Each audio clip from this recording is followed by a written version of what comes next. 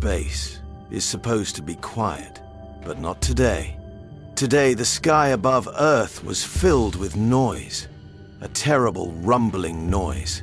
The kind of noise that makes your bones shake and your heart stop. Because today, the aliens had come. Hundreds of warships, sharp and black as nightmares, floated above our planet.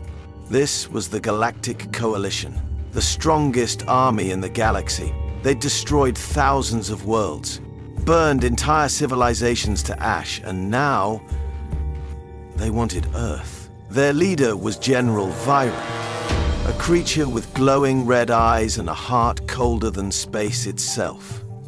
He'd never lost a battle, never even tried to be fair.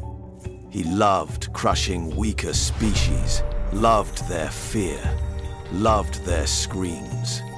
And now, he thought Earth would be easy, just another trophy for his collection. The general looked at our planet and laughed.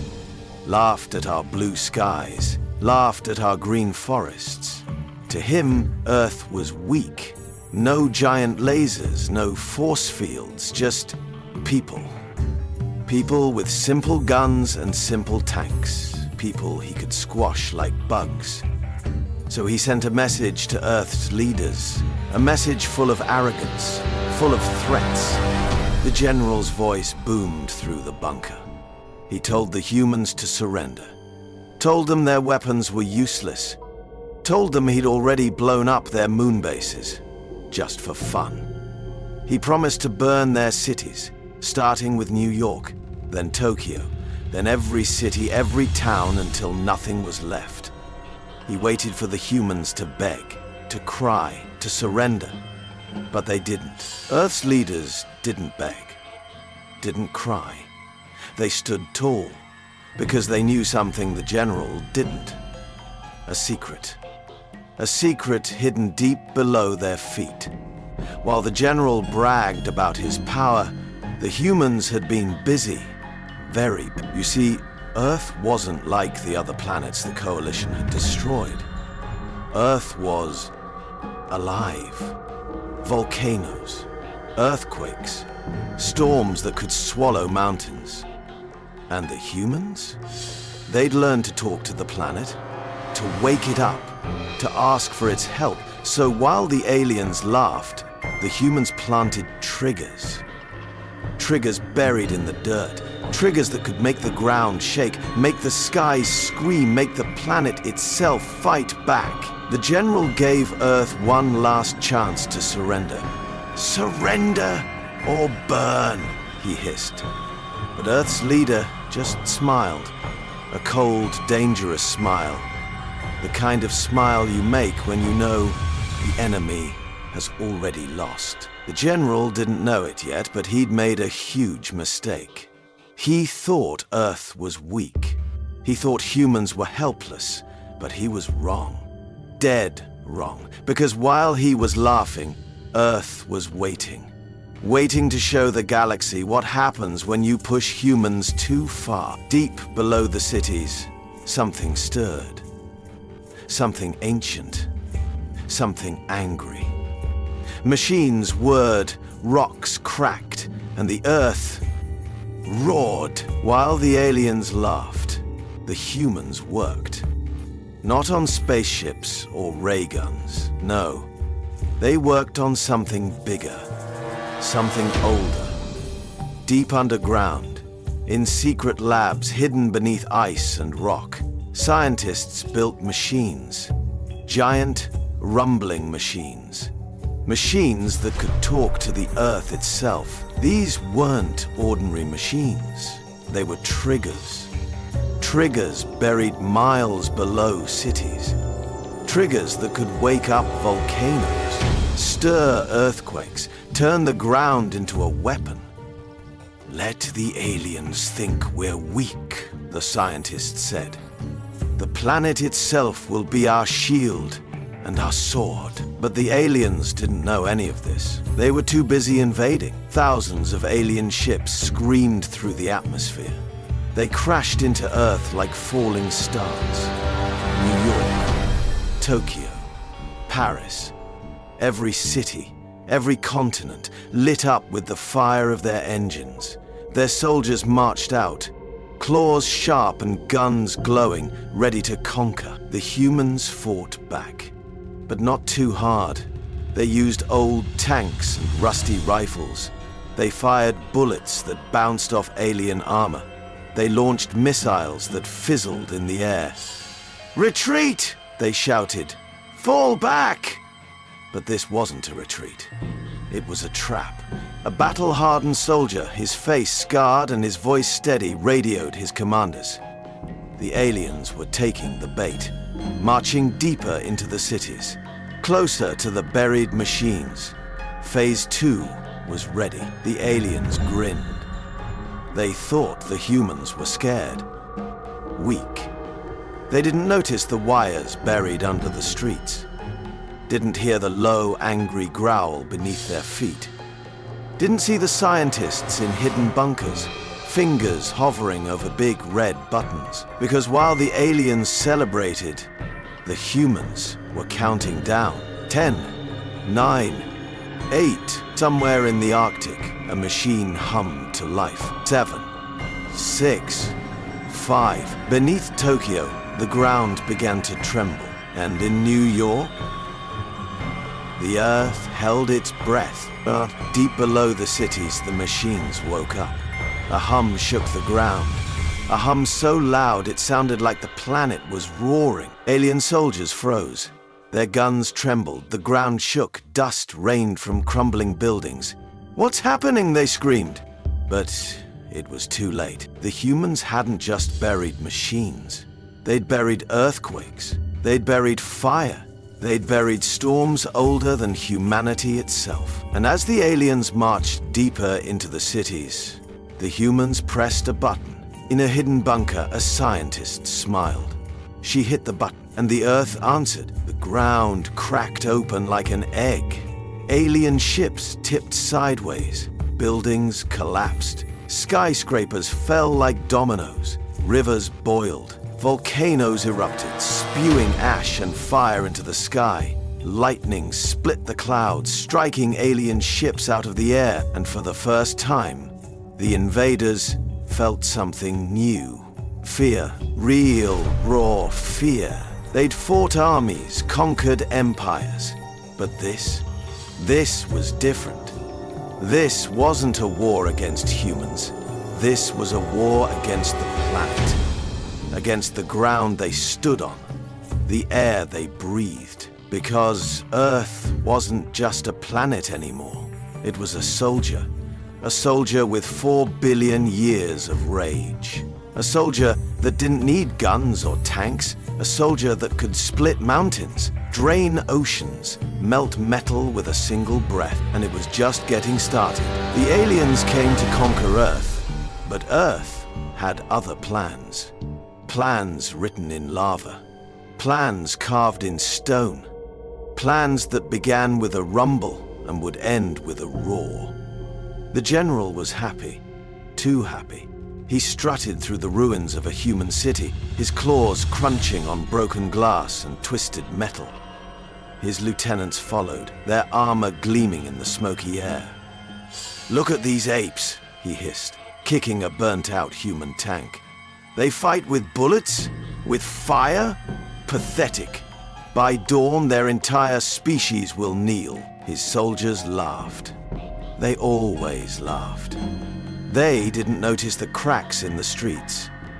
Didn't feel the faint tremors under their boots.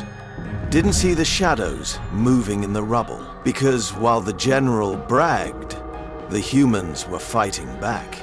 Not with tanks or guns, with shadows, with secrets, with fire of their own. Guerrilla fighters dressed in black slipped through the ruins. They crawled through sewers, climbed broken buildings. Their mission? Sabotage. A team of engineers, their faces smeared with ash, sneaked into an alien landing zone. They carried bombs. Not big bombs, tiny ones. Bombs that could crawl like spiders. "Hurry," their leader whispered. "Plant them on the power cores." The engineers worked fast. They stuck the bombs to glowing alien machines. Machines that hummed like angry bees. "Done!" one engineer said. "Let's go!" They ran. The bombs beeped. 3, 2, 1. Boom! The landing zone exploded in a storm of fire and sparks. Alien ships melted. Soldiers screamed. And the general stopped laughing. "What was that?" he roared. His lieutenants trembled. A minor setback, sir. The humans are insects," the general snarled. "Crush them, burn their cities. I want this planet dead by sunrise." But the humans weren't done. Not even close. While the general raged, the real battle was happening underground. Deep in a hidden bunker, scientists stared at screens. Screens that glowed with maps and numbers. Seismic readings. Heartbeats of the planet. "The crust is destabilizing," one scientist muttered. "The machines are working, but we need the aliens deeper. If we trigger the quakes now, it won't be enough. So we buy more time," another scientist said. "We keep them distracted," and so the humans did. Guerrilla fighters struck again. They blew up alien fuel depots, cut power lines, stole weapons. They didn't win battles. They didn't need to. They just needed to keep the aliens angry. The general's patience snapped. "Enough!" he screamed. "Send in the heavies. Level every building. Kill every human." Alien warships descended. Their cannons glowed red hot. They fired at hospitals, schools, parks. They didn't care. They just wanted to break the humans. But the humans didn't break. They retreated, disappeared, vanished into tunnels and forests. "Where are they?" the general roared. "Find them! Find them!" Iran knows. The humans were right beneath his feet. In the bunker, the scientists watched their screens. Red dots, alien ships, clustered in the cities. "They are in position," a scientist said. "All major targets are lured in, but the seismic readings," another whispered. "The crust is tearing apart. If we wait too long, we wait," the lead scientist said. "We wait until every alien is in the trap, above ground." The general smiled again. He thought he was winning. Thought the humans were hiding in fear. He stood on a rooftop, staring at the burning city. "By tomorrow," he told his lieutenants, "this planet will be a graveyard, and I'll piss on its ashes." His lieutenants laughed, but their laughter sounded nervous, because the ground was shaking. Just a little, just enough. "Did you feel that?" one lieutenant asked. "Silence!" the general snapped. "The humans are dead. This planet is dead. Now go." Crack! A sound like a gunshot split the air. The general stumbled. The rooftop shuddered. "What was that?" he hissed. Nobody answered. Far below, in the bunker, the scientists leaned closer to their screens. The seismic lines spiked. Red warnings flashed. "It's happening," a scientist whispered. "The planet, it's fighting back." "Not yet," the lead scientist said. "Wait, wait!" Above ground, the general ordered his ships to bomb the city again. "Burn it all!" he screamed. Missiles rained down. Fire swallowed the streets. But the humans were gone. "Where are they?" the general screamed. "Where are the—" Crack! Another tremor, stronger this time. The general grabbed a railing to steady himself. His red eyes widened. "Sir!" a lieutenant shouted. "The ground, it's moving." "Nonsense," the general hissed. "It's just vibrations from the bombs. Keep firing." But the tremors grew and grew. Buildings swayed. Alien ships wobbled in the sky. The general's claws dug into the rooftop. "What is this?" he roared. Deep underground, the machines sang louder. The planet's heartbeat pounded. "Now," the lead scientist said. A soldier reached for the button. "Wait," another scientist cried. The readings, it's too much. If we trigger it now, we could. We don't have a choice, the lead scientist said. It's now or never. The soldier paused, then pressed the button, and the earth screamed. Above ground, the general felt it first. A rumble, then a roar. The street beneath him split open like a mouth. Glowing red magma bubbled up. "Retreat!" he screamed. "Retreat to the ships!" But it was too late. Volcanoes erupted. Not in the mountains, but in the cities. Rivers of fire swallowed alien tanks. Earthquakes cracked their ships in half. The sky turned black with ash. This isn't possible, the general screamed. This planet, it's alive. And for the first time, the mighty General Virak ran. He ran to his ship, ran like a scared animal. But the ground chased him, cracked under his claws. A geyser of boiling water erupted, scalding his armor. "Go, go!" he screamed at his pilots. The ship lifted off, just as a tower of lava exploded beneath it. The general stared out the window, his red eyes wide with terror. "What are these humans?" he whispered. "Below," the planet answered. Mountains collapsed. Oceans boiled. And the earth kept roaring. The general's ship shook. Alarms blared. "We're losing power!" a pilot screamed. "Get us out of here!" the general ordered. But the humans weren't done. A team of engineers, hidden in a crumbling skyscraper, aimed a stolen alien cannon at the general's ship. "Fire!" their leader shouted. A blast of blue energy hit the ship's engines. "No!" the general screamed. The ship spun, crashed into a mountainside, and as the general crawled from the wreckage, he saw them. Humans. Dozens of them, surrounding him, their guns aimed, their eyes cold. "Surrender," their leader said. The general hissed. "Never." "Fine," the humans said. "Then say hello to your new boss." He pointed behind the general. The general turned and saw it. A wall of lava rolling toward him. Faster, hotter. "No, no!" he screamed. But the lava didn't care. It never did. And as the earth claimed its prize, the humans walked away. They didn't look back. They didn't need to, because the planet had spoken. And the general had finally learned to listen. The general's rage shook the stars. His ships descended, darkening the sky like a swarm of metal locusts. Cannons glowed, engines roared. "Burn this planet to ash!" he screamed. "Leave nothing alive!" Alien warships charged their weapons. Giant barrels of fire and plasma aimed at cities, forests, oceans. They didn't care what they hit. They just wanted Earth to die. But Earth had other plans.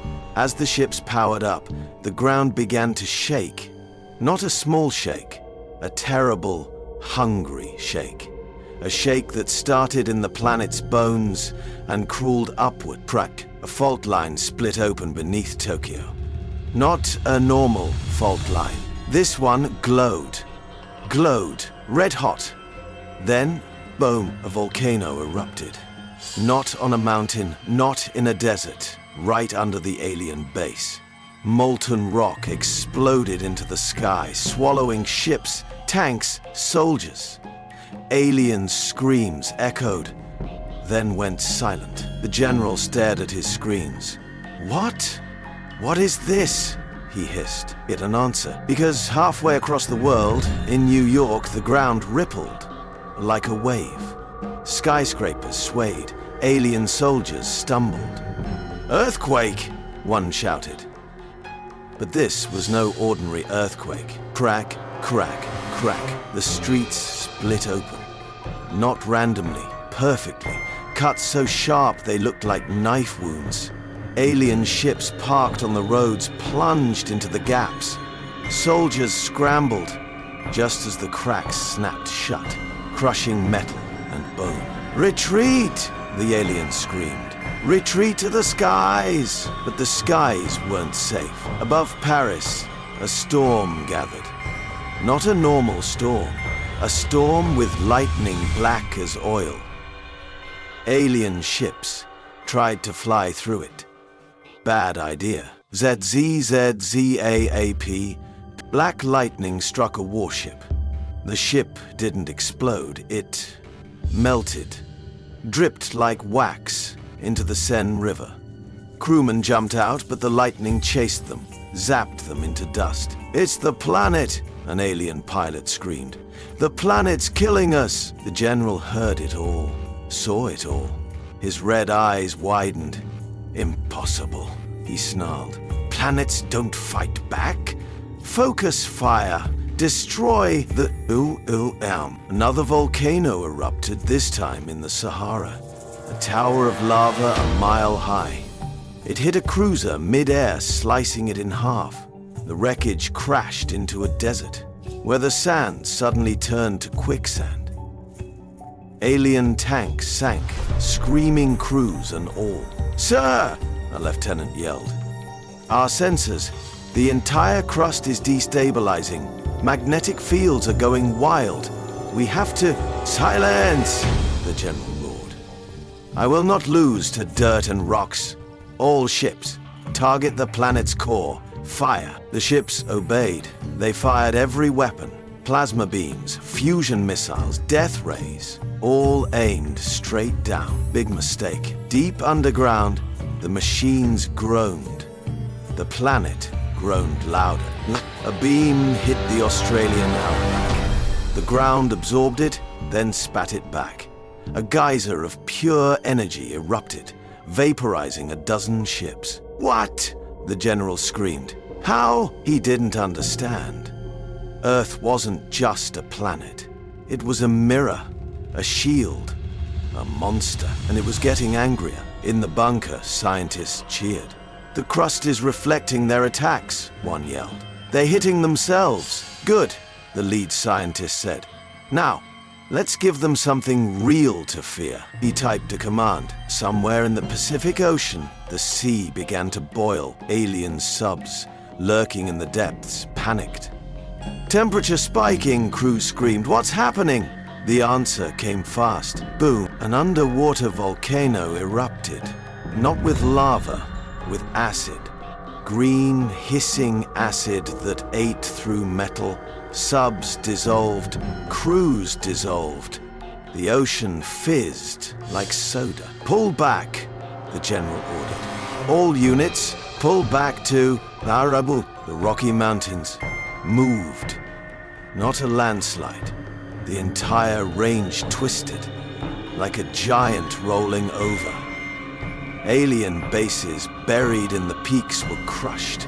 Supply lines snapped. This isn't possible," the general whispered. "This planet, it's alive." Then, the EMPs hit. Deep in the Earth's core, the machines unleashed a pulse older than electricity, older than life itself. Zezzy. Every alien weapon went dark. Ships stalled in mid-air. Tanks froze. Guns died. "Power's out!" pilots screamed. "We're falling!" Ships crashed into lakes, into forests, into each other. The general's flagship dropped like a stone.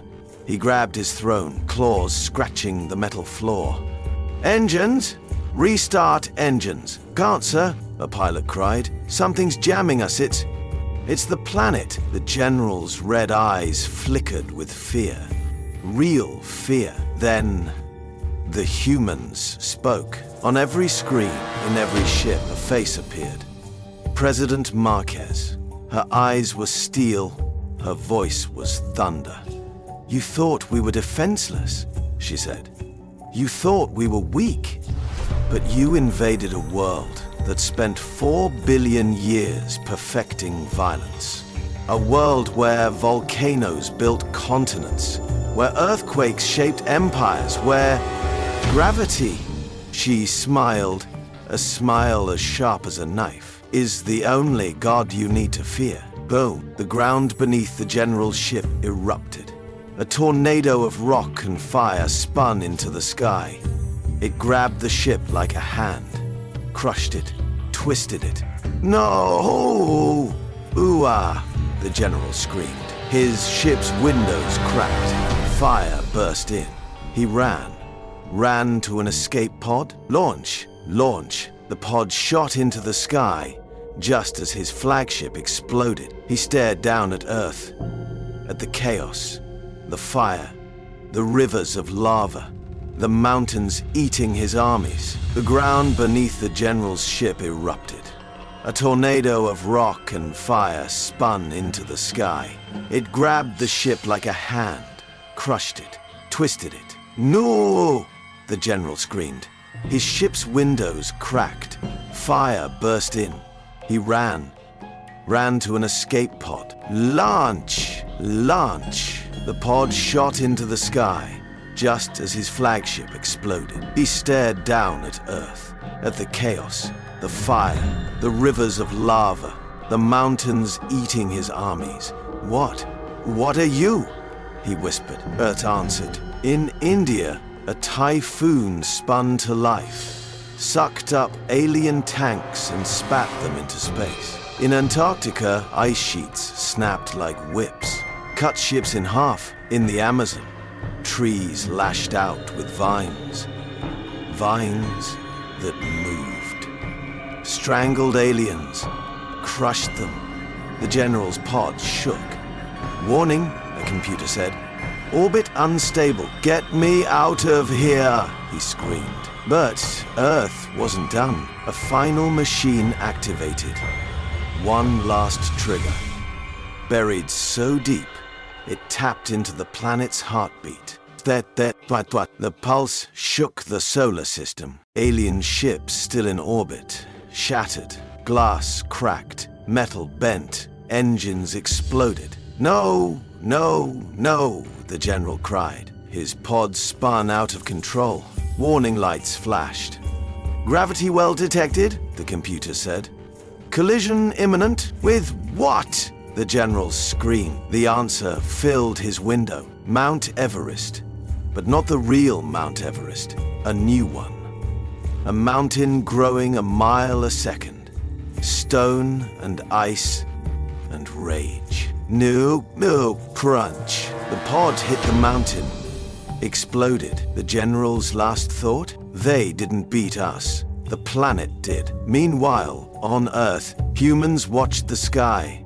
Watched alien wrecks burn up like falling stars. Watched the lava cool.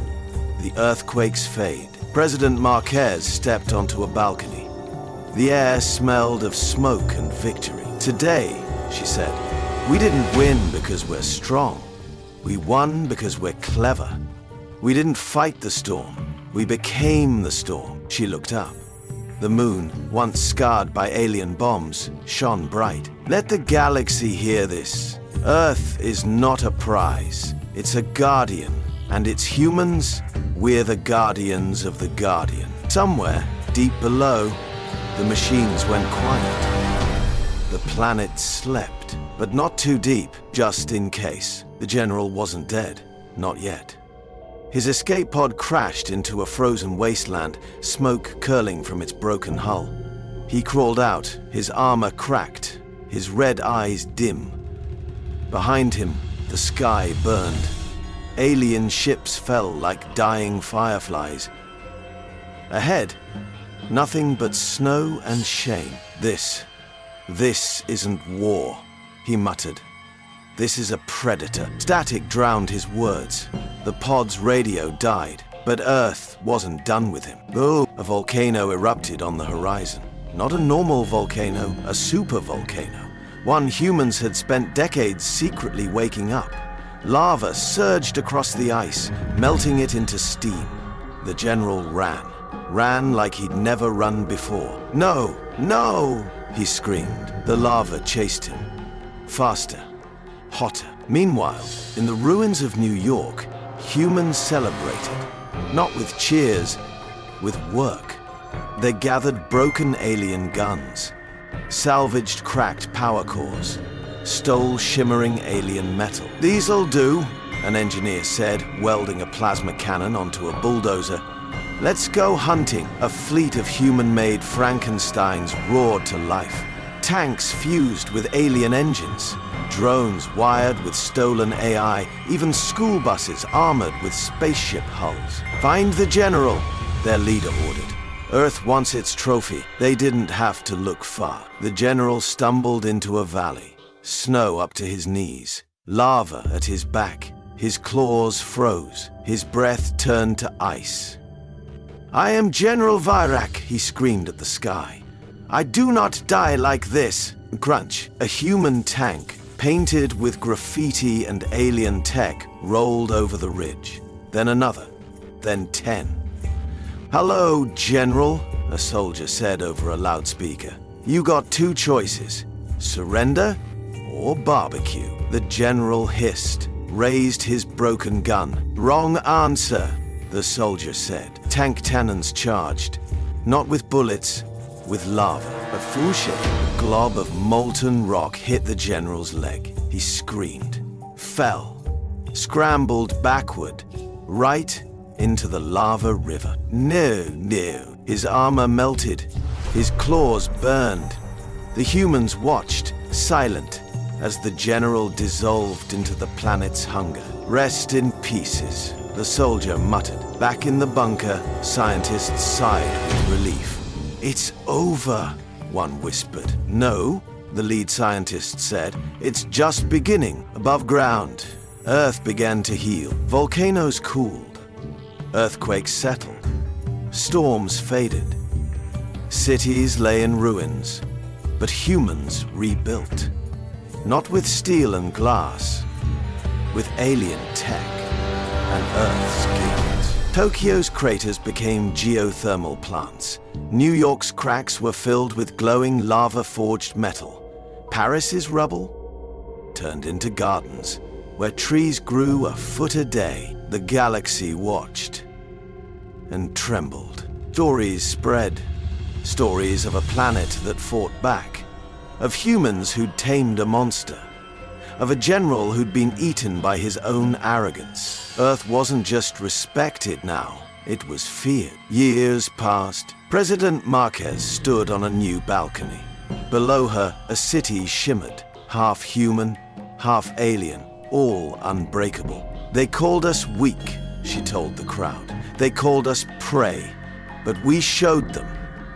Earth doesn't have prey. Earth has family, and we protect our own." The crowd roared. Not just humans. Aliens, too. Refugees from coalition worlds, now free. "We won't forget," Marquez said. "And we won't stop." Far above, Earth's new defenses hummed. Satellites made of asteroid rock. Missiles filled with tornadoes. And deep below, the machines slept. But not too deep then. The signal came. Deep space. A coalition scout ship, battered and bleeding, limped into orbit. Its captain sent a message. "Hello? Earth? This is Captain Vel of the Free Andaran Legion. The coalition is coming. A new fleet, bigger, angrier. They're pissed about the general. They'll be here in blah." The scout ship exploded. A massive shadow filled the sky. A shadow made of ships. Thousands of them. Bigger, meaner, covered in weapons that glowed like dying stars. Earth's alarms blared. "Incoming fleet!" a soldier yelled. "All hands on deck!" But the humans didn't panic, didn't scream. President Marquez smiled. A smile that said, "We've been waiting." "Wake up the machines," she ordered. Somewhere, deep underground, the planet growled. In a lab, a scientist typed a code. New toys, everyone. Alien-human hybrids powered up. Ships that looked like rocks. Guns that shot earthquakes. In a bunker, soldiers high-fived, Round 2, and on the edge of the solar system, the new coalition fleet arrived. Pathetic humans. Their warlords sneered. This time, an asteroid hit his ship. Not a normal asteroid. One with engines. And a grin painted on it. Surprise, jerks! A human pilot laughed over the radio. The warlord snarled.